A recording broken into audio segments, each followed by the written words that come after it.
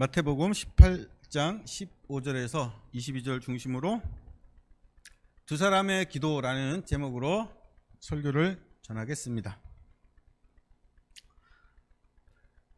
미국 신학자 중에 존 하워드 요도라는 분이 계세요. 신학자이고 평화운동가, 사상가로 아주 많은 사람들의 존경을 받았던 분입니다. 이분이 쓴 예수의 정치학이라는 책은 20세기에 나온 최고의 신학책 중에서 5위를 차지할 정도로 아주 유명하고 훌륭한 신학자죠. 이분의 전집이 저희 교회에도 이렇게 비치가 되어 있습니다. 한마디로 이 요도는 지난 세기에 개신교를 대표하는 최고의 신학자였습니다. 그런데 요도는 한편으로는 아주 오랫동안 여성들에게 성폭력을 저지른 성범죄자였어요. 그러나 요도의 명성과 영향력 때문에 이 성범죄 사실은 외부로 알려지지 않았고, 성범죄가 고발된 후에도 교단은 요도를 징계하지 못했습니다. 왜냐하면 요도가 자신을 고발한 그 사람들이 누구인지를 실명을 밝히라고 요구했고, 그 사람들을 직접 만나서 문제를 해결하겠다고 주장했기 때문입니다. 그리고 이 요구가 받아들여지지 않으면 조사에 응할 수 없다고 버텼어요. 성경을 잘 아는 탁월한 신학자인 요도가 아무 근거 없이 이런 주장을 하지는 않았겠죠. 요도가 이런 주장을 한 근거는 우리가 방금 읽은 마태복음 18장에 있었습니다. 마태복음 18장 15절입니다. 내 형제가 죄를 범하거든 가서 그 사람과만 상대하여 권고하라. 만일 들으면 내가 내 형제를 얻은 것이요. 예수님께서는 형제처럼 가까운 사람들, 기독교 공동체인 교회 안에서도 죄가 발생할 수 있다는 것을 인정하시면서 이런 범죄가 일어났을 때 어떻게 징계하고 화해할 것인가, 그 절차를 가르쳐 주셨죠. 예수님께서는 피해자에게 참아라, 교회에 덕이 되도록 그냥 묻어둬라, 이렇게 하지 않으시고 가해자를 상대해서 바로 잡으라고 말씀하세요. 피해자에게는 무엇이 잘못인지 바로 잡을 권리가 있는 겁니다. 그런데 이 문제를 해결하는 첫 번째 단계는 범죄를 당한 사람이 그 죄를 범한 사람과 1대1로 상대해서 권고하는 겁니다. 이 단계에서 성공하면 형제를 잃어버리지 않을 수 있죠. 요도는 이 구절을 근거로 범죄는 가해자와 피해자의 그 관계이고, 이건 직접 해결해야 되는 문제니까 자신을 고발한 사람들을 만나게 해달라, 이렇게 요구했던 거죠. 그런데 이 15절의 핵심은 기독교 공동체 안에서도 죄가 발생할 수 있으니 이걸 그냥 덮어두지 말고 바로잡으라는 것이고, 이 가르침의 전제는 형제입니다. 형제라는 서로 동등한 관계에 있는 사람이라는 전제가 있는 거죠. 상대방이 저지른 죄를 당당하게 말하고 들을 수 있는 힘의 균형과 평등이 먼저 있어야 하는 겁니다. 성범죄 피해자가 가해자를 1대1로 만나는 건 두려운 일이죠. 악하고 치명적인 사건일수록 더욱더 가해자와 피해자가 만나는 건 어려운 일이 됩니다. 그래서 피해자가 가해자를 상대해서 권고하라는 이 구절은 사건에 따라서 또 당사자 간에 존재하는 힘과 지위의 차이를 감안해서 적용해야 하는 거죠. 그런데 요도는 가해자, 피해자가 1대1로 만나는 게 가장 중요한 문제를 해결하는 첫 번째 조건이라면서 자신의 권위를 이용해서 이 구절을 자신에게 유리하게 해석했던 겁니다. 요도는 많은 사람의 존경을 받는 세계적인 신학자였고, 그 피해자들은 그가 가르쳤던 제자들, 교직원, 젊은 여성들이었습니다. 이 피해자들은 1대1로 요도를 만났을 때 그의 현란한 말과 논리를 당해낼 자신이 없었고 성추행은 떠올리기도 싫은 괴로운 일이었습니다. 결국 피해자들은 요도의 주장을 받아들이지 않았고 그러자 요도는 그것 봐라, 내가 상처 입힌 사람은 하나도 없다 이러면서 당당했어요. 이렇게 성범죄는 감추어졌고 요도는 조용히 다른 학교로 이직했습니다. 교단이나 대학도 이렇게 조용히 넘어가길 바랬죠. 진상조사위원회가 구성되었지만 이 사람들은 요도의 변호사 노릇을 했습니다. 왜냐하면 진상조사위원들 대부분이 남자였고 이 사람들은 요도와 친분이 있는 제자나 친구였기 때문입니다. 요도가 성범죄를 저질렀던 게 1970년대부터인데 이 범죄가 알려진 건 10년이나 지난 1980년대 초입니다. 요도의 대표 저서인 예수의 정치학이 20세기를 대표하는 기독교 명저로 추천된 것이 2000년이고 요도의 이 책들이 우리말로 번역된 게 2000년대 후반이에요. 그러니까 이 요도의 성범죄는 50년 동안 우리나라에는 알려지지도 않았던 겁니다. 그동안 요도는 여전히 훌륭한 신학자, 사상가로 존경받았죠. 교회에서 목회자의 성범죄가 고질병처럼 반복해서 일어납니다. 그런데 그럴 때마다 고발한 사람이 누구인지 찾아내고 그 고발자에게 다른 의도가 있는 건 아니었는지 의심하고 공동체를 위해서 또 교회가 세상의 욕을 먹지 않도록 조용히 처리하자고 합니다. 이렇게 가해자 목사를 보호하다가 조용해지면 아무 일도 없었다는 듯 목사는 모든 회개를 다 마쳤다면서 강단으로 복귀하죠. 그런데 이 과정에서 이 성범죄를 여자 문제라고 불러요. 그리고 이 책임을 오히려 여성들에게 돌리고 다윗 왕의 간음 사건을 예로 들면서 가해자의 복귀를 두둔합니다. 이런 일이 무슨 규칙처럼 매번 반복되니까 이 교회에서 성범죄가 사라지지 않는 것 같아요.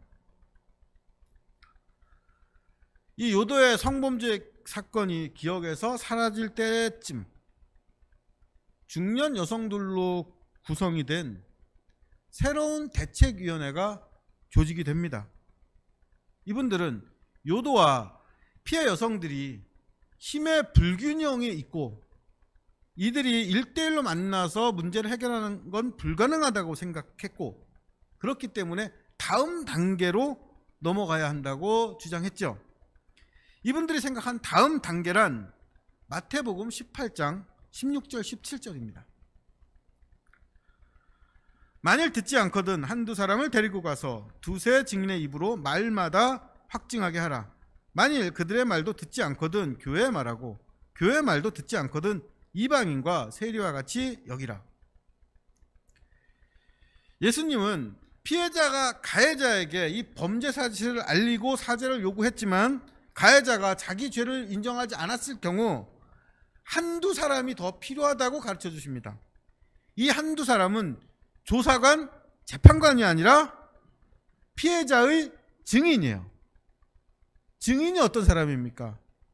남의 일을 자기 일처럼 확인해 주는 사람입니다. 예수님께서 말씀하신 그 두 사람은 범죄당한 사람의 이야기를 듣고 그것이 사실이라고 판단되었을 때 자신의 양심과 인격을 걸고 진실을 말해주는 사람입니다. 피해자의 고통을 확인해서 공감하고 피해자와 동행하는 사람들, 피해자와 연대해서 진실의 싸움을 함께하는 사람들이 증인입니다. 새로운 대책위원회는 피해 여성들의 고통과 수치심을 살피면서 증언을 들었고 성범죄 피해자가 100명이 넘는다는 사실을 밝혀냈죠. 그리고 그 즈음에 요도의 성범죄를 직접 목격한 다른 증인들도 입을 열기 시작했습니다. 그 중에는 이런 증언을 한 사람도 있었어요. 요도는 여성들을 유혹해 밤새 옷을 벗고 몸을 만지면서 이걸 치유라고 불렀다. 이것은 기독교에 대한 너무 슬픈 왜곡이었다. 이 증언을 한 사람은 바로 요도의 친여동생이었습니다. 남매라는 혈연관계를 떠나서 진실의 증인이 된 거죠.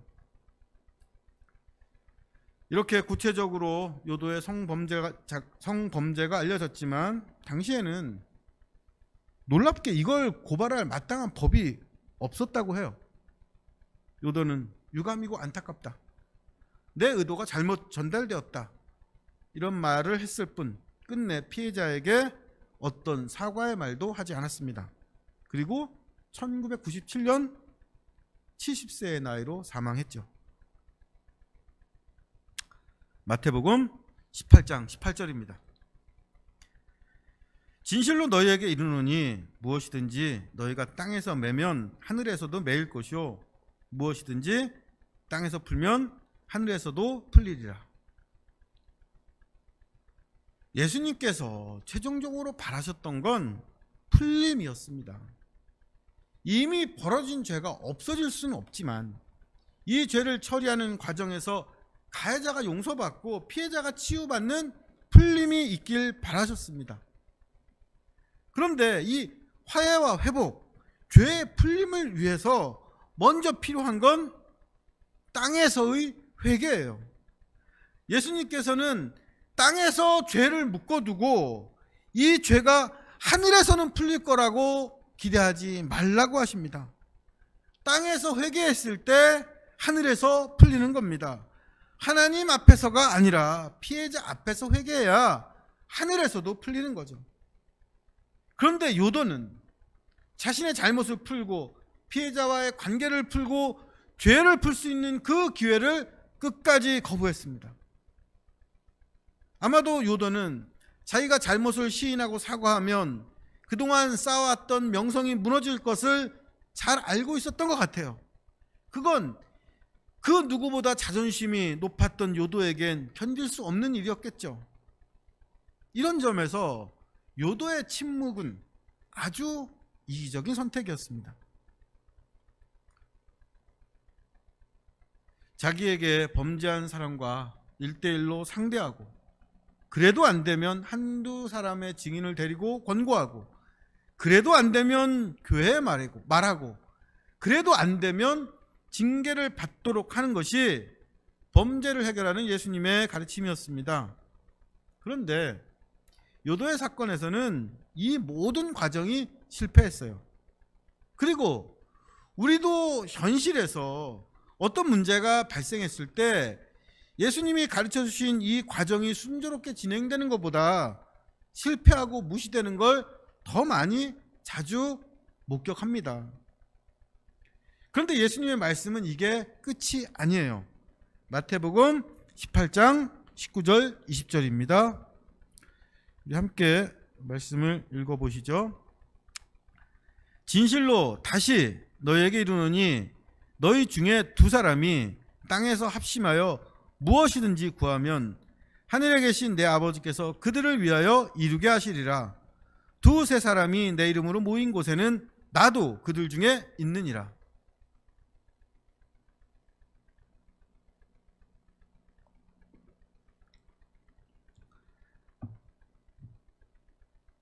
방금 읽은 구절은 하나님께서 아주 작은 모임도 귀하게 보신다. 비록 소수의 사람이 모여도 그들과 함께 하시며 그들의 기도를 들으신다. 이런 뜻으로 널리 알려져 있습니다. 두세 사람이 내 이름으로 모인 곳에 나도 그들 중에 있다. 이 말씀에 힘을 얻어서 이 작고 보잘것없는 모임을 귀하게 여기는 거 아주 좋은 일이고 틀린 적용은 아니죠. 그런데 지금까지 이렇게 살펴본 대로 이 구절이 등장하는 맥락이 있어요.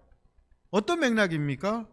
범죄를 바로잡는 과정에서 이 말씀이 등장합니다. 이 맥락을 따라서 해석하고 그 뜻을 살피는 게 먼저 필요한 거죠. 19절에서 나오는 땅에서 합심하여 간구하는 두 사람이 누굴까요? 이 사람들은 어떤 사람들이고 왜 또 무엇을 위해서 구하는 걸까요? 이 두 사람을 가해자와 피해자로 해석할 수 있습니다.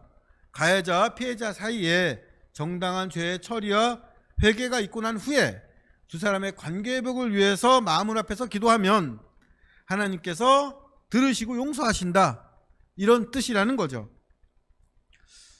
그런데 이 구절에서 예수님은 두 사람을 죄를 지은 사람과 피해를 당한 사람으로 말씀하시는 게 아니에요. 너희 중에 두 사람입니다. 교회 안에 있는 다른 사람들을 지명하시는 거예요. 그래서 이 두 사람은 피해자, 가해자 이 두 사람이 아니라 그 앞에 16절에 나왔던 한두 사람, 그 증인을 의미하는 거로 해석이 됩니다. 요도의 사건에서 성범죄 피해자들은 아무런 사과도 받지 못했고 많은 이들이 상처받고 교회를 떠났습니다. 처벌도 없고 풀림도 없었죠. 그러면 이 사건에 아무 의미도 없는 걸까요? 아닙니다. 비록 범죄자에게 정당한 징계를 하지 못하고 문제 해결에 실패한 것처럼 보였지만 이 과정에서 기꺼이 피해자 편에 섰던 한두 사람, 증인이 생겼고 피해 당사자와 증인 한두 사람, 이 사람들이 예수 그리스도의 이름으로 모인 두세 사람을 이루었습니다. 이 두세 사람은 진실을 위해 함께 증언하고 싸우고 호소했지만 결국 실패했어요. 가해자는 완고하고 사람들은 무관심합니다. 현실의 벽이 높다는 걸 확인하면서 함께 절망했을 수도 있어요. 비록 그렇다고 해도 이 두 사람 가운데 이들 사이에 예수 그리스도가 계십니다. 예수 그리스도는 죄에 침묵하지 않고 함께 싸운 이들을 실패 가운데서도 다시 예수 그리스도 이름으로 모이게 하세요. 이들은 새로운 공동체가 됩니다. 그래서 자신과 같은 처지에 있는 사람들과 그 경험을 공유하면서 다시 풀림을 위해서, 진실을 위해서 싸우게 되는 거죠. 예수 그리스도는 바로 이 작은 공동체와 함께 하시면서 이들에게 새로운 힘을 주시고 이들을 통해서 세상을 바꾸십니다. 이 가르침 바로 뒤에 나오는 내용이 뭘까요? 그 유명한 7번을 70번까지 하라, 용서의 말씀입니다. 베드로가 나한테 죄를 범한 형제를 몇 번 용서해야 합니까? 7번까지 할까요? 라고 물으니까 예수님께서 7번을 70번까지라도 해라 라고 말씀하셨어요. 예수님의 이 말씀에 우리는 이건 말도 안 돼, 이건 불가능하다, 어떻게 사람이 자기에게 죄 지은 사람을 그렇게 끝도 없이 용서할 수 있냐, 이건 난 못해 라고 의심합니다. 베드로와 예수님의 대화만 떼놓고 보면 이런 생각이 들 수밖에 없어요. 베드로 혼자 이런 일 하는 건 불가능합니다.